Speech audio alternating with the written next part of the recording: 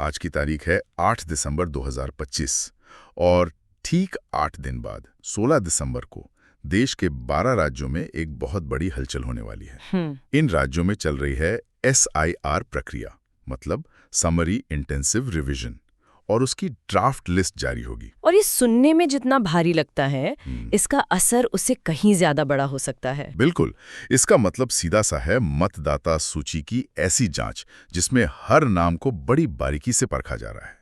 अब जरा सोचिए, 16 तारीख को कोई उस लिस्ट में अपना नाम देखे और वो वहां हो ही ना। तो उन्हें अपनी नागरिकता साबित करने के लिए कहा जाएगा, और यहीं से कहानी में एक बहुत बड़ा मोड़ आता है। हाँ। क्योंकि नागरिकता साबित करने की जब बात आती है, तो हमारे बटुए में रखे सबसे भरोसेमंद कार्ड, आधार, वोटर आईडी, ये अचानक उतने भरोसेमंद नहीं रह जाते। यही तो सबसे चौंकाने वाली बात है। सुप्रीम कोर्ट से लेकर चुनाव आयोग तक सबने ये साफ कर दिया है कि ये दस्तावेज नागरिकता का निर्णायक सबूत नहीं है। जिस वोटर आईडी कार्ड के दम पर हम सरकारें चुनते हैं, वो हमारी नागरिकता का सबूत नहीं। मतलब ये तो उल्टी गंगा बहने जैसा है। तो आज की हमारी ये पूरी पड़ताल इसी गुत्थी को सुलझाने के लिए है। हमें समझेंगे कि ऐसा क्यों है। अगर ये कार्ड सबूत नहीं है, तो फिर वो पत्थर की लकीर वाले दस्तावेज कौन से हैं, और उन करोड़ों लोगों का क्या जिनके पास शायद वो दस्तावेज हैं ही नहीं। तो चलिए सबसे बड़े सवाल से ही शुरू करते हैं। आधार कार्ड आज हमारी जिंदगी का लगभग हर पहलू इससे जुड़ा है। Bank account, phone number, subsidy, सब कुछ। तो सरकार जिस एक दस्तावेज को हमारी पूरी डिजिटल जिंदगी का केंद्र बना रही है, उसी को हमारी राष्ट्रीय पहचान का आधार मानने से क्यों इनकार कर रही है?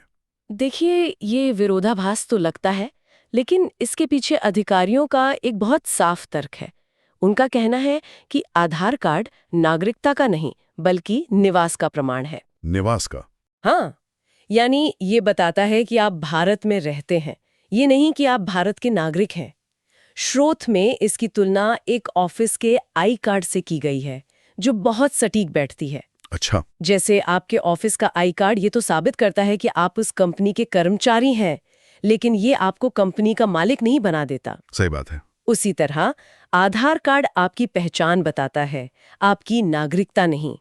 ये तो उन लोगों को भी जारी किया जा सकता है जो नागरिक नहीं है, पर भारत में एक निश्चित समय से रह रहे हैं। अच्छा, तो ये रेजिडेंट और सिटीजन के बीच का फर्क है। चलिए, ये बात समझ में आई। लेकिन राशन कार्ड का क्या? आधार तो फिर भी एक नई चीज है, पर राशन कार्ड तो दशकों से, खासकर ग्रामीण भारत में, एक परिवार की पहचान का आधार रहा है। उसे क्यों बाहर रखा गया? क्या सिर्फ फर्जीवाड़ा इसकी वजह है? बेसिकली मुख्य वजह तो फर्जीवाड़ा ही है, और वो भी छोटे मोटे स्तर का नहीं, बल्कि बहुत बड़े पैमाने पर। अच्छा। हमारे स्रोत बताते हैं कि पब्लिक डिस्ट्रीब्यूशन सिस्टम में ऐसे मामले सामने आए जहां एक ही व्यक्ति के नाम पर अलग अलग राज्यों में कई कई राशन कार्ड बने हुए थे। घोस्ट बेनिफिशियरीज, मतलब ऐसे लाभार्थी जो असल में है ही नहीं। सुना है इसके बारे में। उनके नाम पर भी राशन उठाया जा रहा था।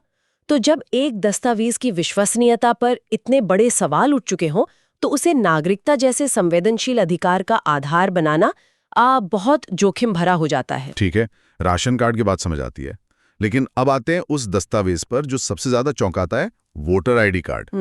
ये तो चुनाव आयोग खुद जारी करता है, और कानून के हिसाब से वोट डालने का अधिकार सिर्फ और सिर्फ भारतीय नागरिकों को है। तो फिर उसे सबूत क्यों नहीं मान रहे? राइट? हाँ, जिस कार्ड को जारी करने की पहली शर्त ही नागरिकता हो, उसे ही सबूत न मानना, ये कैसे मुमकिन है? चुनाव आयोग का तर्क ये है कि आज जो वोटर आईडी कार्ड चलन में है, उनमें से ज्यादातर बहुत पुराने दस्तावेजों के आधार पर बने थे। मतलब दशकों पहले? हाँ, कई कार्ड्स तो दशकों पहले बने थे। उस समय दस्तावेजों की जांच की प्रक्रिया उतनी सख्त नहीं थी जितनी आज है। इसलिए चुनाव आयोग अब एक तरह से बैक टू बेसिक्स पर जा रहा है। Back to basics? वो कह रहा है कि हम आपके वोटर आईडी कार्ड को नहीं, बल्कि उस मूल दस्तावेज को फिर से देखना चाहते हैं जिसके आधार पर आपका कार्ड बना था। ये पूरी वोटर लिस्ट को साफ सुथरा और अचूक बनाने की कवायद है। लेकिन एक मिनट, क्या ये एक तरह से प्रशासन की पुरानी गलतियों का बोझ आज आम नागरिक पर डालना नहीं हुआ? ये एक बहुत महत्वपूर्ण नैतिक सवाल है, और इस प्रक्रिया की आलोचना इसी आधार पर हो भी रही है। किसी आम इंसान से ये उम्मीद करना कि वो 30-40 साल पुराना कोई कागज ढूंढ कर लाए, ये थोड़ा अनुचित नहीं लगता? बिल्कुल लगता है, लेकिन फिलहाल प्रशासनिक तर्क यही है। तो इससे ये सवाल और भी बड़ा हो जाता है कि अगर चुनाव आयोग अपने ही कार्ड पर भरोसा नहीं कर रहा तो फिर वो कौन से दस्तावेज हैं जिन पर कोई सवाल उठ ही नहीं सकता। हाँ, वो गोल्ड स्टैंडर्ड क्या है? बिल्कुल। और यहाँ हमारे स्रोत 3 ऐसे दस्तावेजों की पहचान करते हैं जिन्हें अकाट्य या इररिफ्यूटेबल माना गया है। मतलब अगर आपके पास इनमें से कोई एक है तो आपको कुछ और साबित करने की जरूरत नहीं। ओके, तो वो 3 दस्तावेज कौन से? पहला और सबसे मजबूत सबूत है जन्म प्रमाण पत्र, बर्थ सर्टिफिकेट। नियम 1969 के लागू होने के बाद उसके नियमों के तहत बना होना चाहिए। अच्छा, 1969 के एक्ट के बाद? हाँ, ये कानून 1970 से पूरे देश में लागू हुआ था। ये दस्तावेज सीधे तौर पर आपके जन्म की तारीख, स्थान और माता-पिता का विवरण प्रमाणित करता है, जो जन्म से नागरिकता का सबसे पक्का सबूत है। लेकिन यही एक बहुत बड़ी दिक्कत सामने आती है। 1970 से पहले या उसके कुछ साल बाद तक भी भारत में, खासकर गांव में, ज्यादातर जन्म तो घर पे ही होते थे। सही बात है। उस वक्त कौन अस्पताल जाकर सर्टिफिकेट बनवाता था? मेरे अपने दादाजी की जन्म तिथि किसी को ठीक से नहीं पता थी। स्कूल के रजिस्टर में बस अंदाजन 1945 लिख दिया गया था। उस पीढ़ी के करोड़ों लोगों की तो यही कहानी होगी। आपने बिल्कुल सही नब्ज पकड़ी है और यही इस पूरी प्रक्रिया की सबसे बड़ी चुनौती है। इसी वजह से दूसरे विकल्प भी दिए गए हैं। जैसे कि दूसरा ठोस दस्तावेज है पासपोर्ट। पासपोर्ट? लेकिन उसे लेकर तो एक आम धारणा है कि यह सिर्फ अमीर लोगों या विदेश यात्रा करने वालों के लिए होता है। हाँ, ये धारणा है, लेकिन ये गलत है।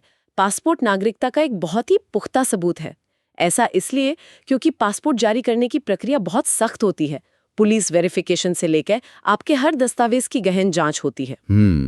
ये पॉइंट तो वैलिड है। सरकार एक तरह से आपकी नागरिकता को प्रमाणित करने के बाद ही आपको पासपोर्ट जारी करती है। और तीसरा, गोल्ड स्टैंडर्ड दस्तावेज। तीसरा है नागरिकता का प्रमाण पत्र, सर्टिफिकेट ऑफ सिटीजनशिप। ये दस्तावेज उन लोगों के लिए है जो मूल रूप से भारतीय नहीं थे, लेकिन उन्होंने बाद में भारतीय नागरिकता हासिल की है। अच्छा, जैसे रजिस्ट्रेशन या नेचुरलाइजेशन के जरिए। एग्जैक्टली।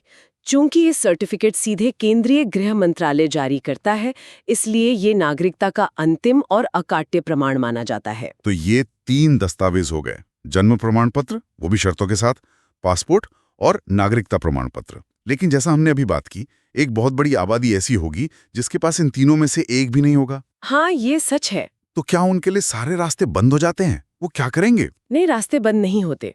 और यहीं पर सहायक दस्तावेजों यानी सपोर्टिंग डॉक्यूमेंट्स की भूमिका आती है। Supporting documents? हाँ, यहाँ ये समझना बहुत जरूरी है कि ये दस्तावेज सीधे तौर पर आपकी नागरिकता साबित नहीं करते, लेकिन ये उस दिशा में बहुत मजबूत संकेत देते हैं। स्रोत में इनकी तुलना सर्कमस्टेंशियल एविडेंस से की गई है। ये दिलचस्प उपमा है।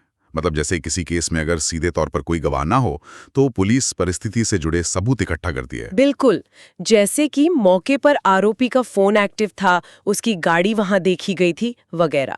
ये चीजें मिलकर एक मजबूत केस बनाती हैं। तो नागरिकता के मामले में ये पारिस्थितिकी जन्य सबूत कौन-कौन से हैं? इस लिस्ट में काफी कुछ शामिल है जो आम लोगों के पास मिल सकता है, जैसे जमीन से जुड़े कोई भी कागजात, कोई पुराना बेनामा, जमीन की रजिस्ट्री, या किसानों के लिए उनकी खतौनी। हाँ, खतौनी।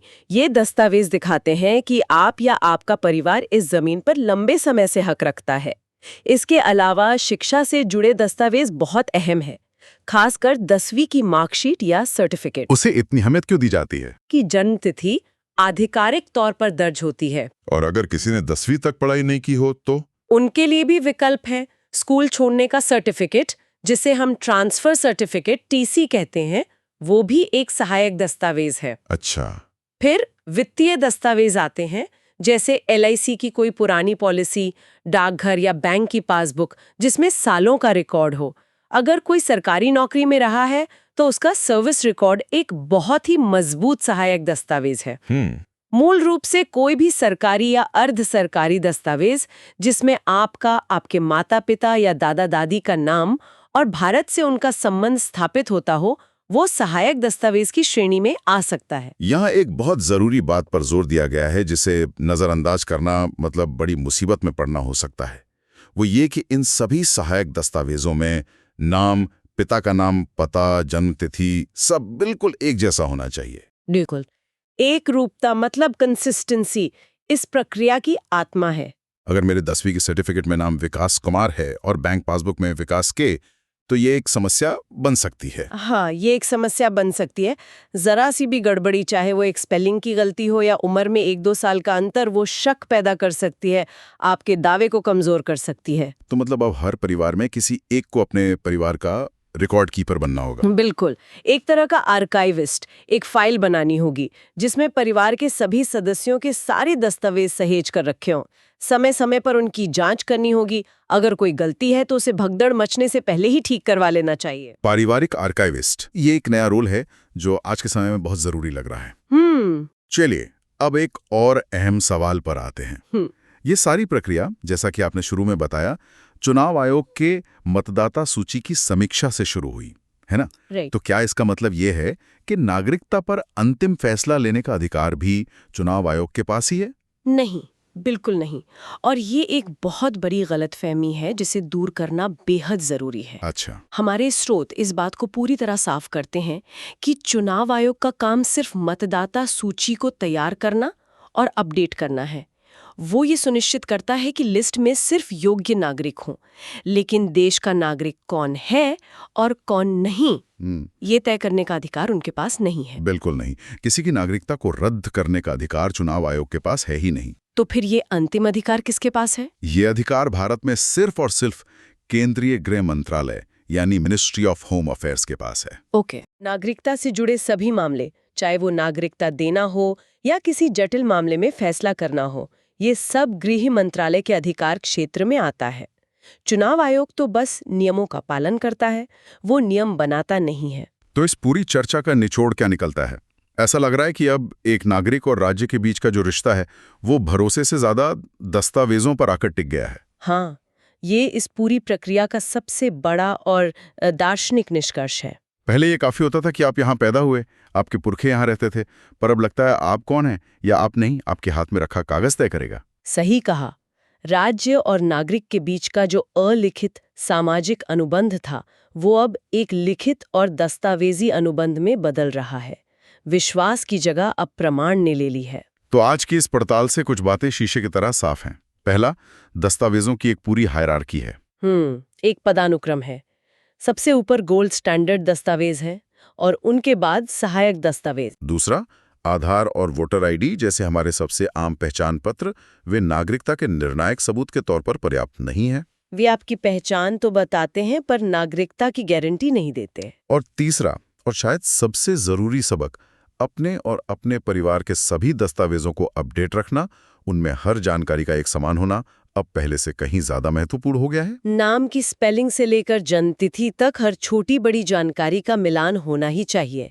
पारिवारिक आर्काइविस्ट की भूमिका अब सच में निभानी पड़ेगी। हाँ। और ये पूरी प्रक्रिया ये भी दिखाती है कि कैसे तकनीक और डेटा के इस युग में राज्य अपने हर नागरिक को एक डेटा पॉइंट के रूप में देख रहा है और हर डेटा पॉइंट को वेरीफाई करने के लिए एक दस्तावेज की जरूरत है। और अंत में श्रोताओं के सोचने के लिए एक सवाल छोड़ जाते हैं जो हमारे स्रोत में भी बहुत तीखेपन से पूछा गया है। जरूर, अगर सरकार अपनी लगभग हर योजना और सेवा के लिए बैंक खाता खोलने से लेकर सिम कार्ड खरीदने और इनकम टैक्स भरने तक आधार कार्ड को अनिवार्य करती है और उस पर भरोसा करती है, तो फिर उसी आधार कार्ड को नागरिकता जैसे सबसे बुनियादी और मौलिक अधिकार के सबूत के तौर पर स्वीकार करने में उसे क्या हिचकिचाहट है? ये एक ऐसा सवाल है जिसका जवाब पहचान और नागरिकता के बीच के उलझे हुए रिश्ते में छिपा है।